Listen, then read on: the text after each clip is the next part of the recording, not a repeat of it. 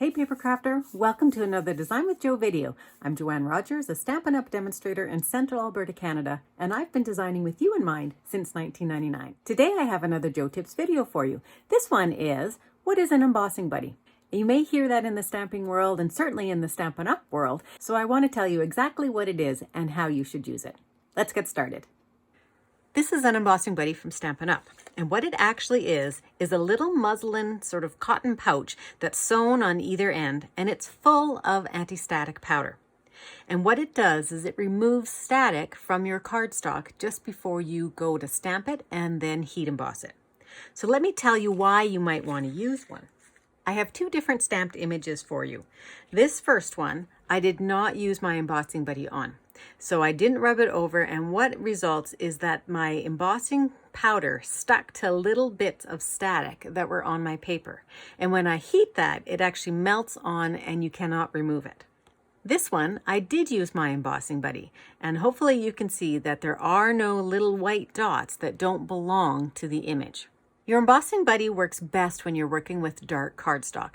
Depending on the color of embossing powder, and it may be a dark one like black, you would probably want to use this on white or light paper. But where it really shines is when you have really dark paper. So I'm using basic black, which is the darkest that we have.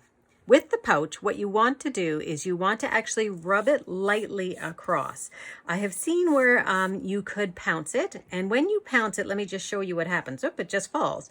And what it leaves is quite a bit of the anti-static powder. And what I've found is that sometimes that's difficult to wipe off and you don't get a completely black surface. I'm going to try and wipe it off here. And you can see that you have something that's left. So I'm going to turn that over and I'm going to use the other side. So what you want to do is just lightly rub it across. You don't want to have a huge amount of powder left on your card when you're done. Then you're going to take some ink that is fairly thick. So this is a Versamark pad and it is pretty thick. It actually has like almost like a gelatin or a gel in it. And what it will do when you stamp it, so Versamark has no color. So it will just show up here as probably a little bit of a clear image. So hopefully you can see that. But what's great about it is that it stays sticky for a little bit of time. So I pull in my embossing powder and I keep mine in a plastic, the ones that I use an awful lot anyway, in a plastic container like this, and I just shovel my embossing powder right over top. I'm just going to take that aside and move it, and then what I'm going to do is make sure that all of my areas are covered.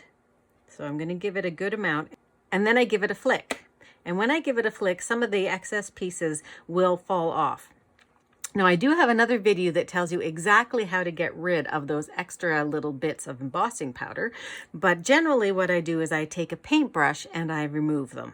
And then what I do is I just heat it up. So there we're done, and you can see that I have my white everywhere. I have a couple little spots, but not too many. Not nearly as many as I have on this one here. I hope you find that tip useful, and if you have any questions about the paper crafting world, drop me a line at joe@designwithjoe.ca. I'd be happy to answer it for you. And if you're not yet on my email list, why not pop on over to www.designwithjoe.ca. I post weekly emails full of tips and tricks, card making, and different project inspiration, and I give you all the latest news in the paper crafting world.